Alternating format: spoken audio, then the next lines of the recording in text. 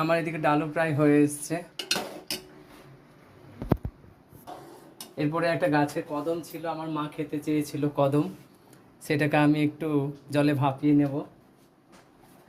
এই যে এবারে বাটি বসাবো, একটা ছোট বাটি।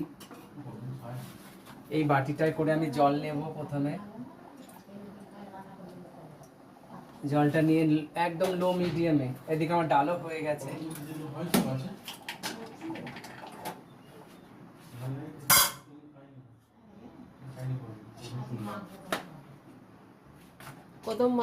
এইবার আমি এটা বাটি বসাবো। এর মধ্যে একটু আমি লবণ দেব,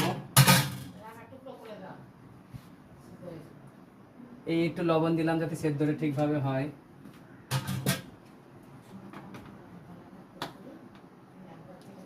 আর 1 চিমটি খাবারের সোঁটা দেব।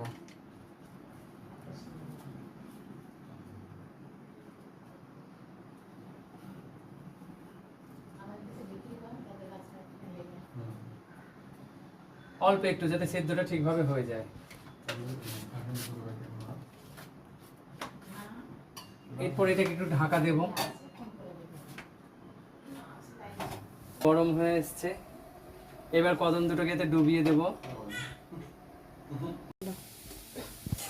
আজকে আমি সোয়াবিনের তরকারি করছি। প্রথমে কড়াইতে তেল দিয়ে সোয়াবিনটাকে ভাজলাম, কালো জিরে ফোড়ন দিয়ে। তারপর ওটাকে তুলে রাখলাম। কড়াইতে আবার তেল দিলাম, তেল দিয়ে কালো জিরে ফোড়ন দিলাম, ফোড়ন দিয়ে আলুটাকে ভাজলাম।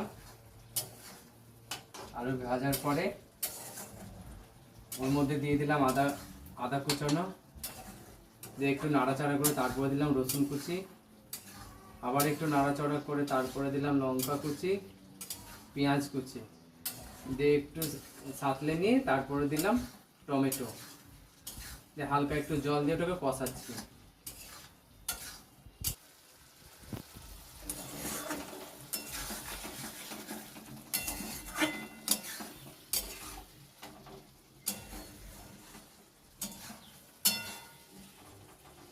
পরে জল দেব।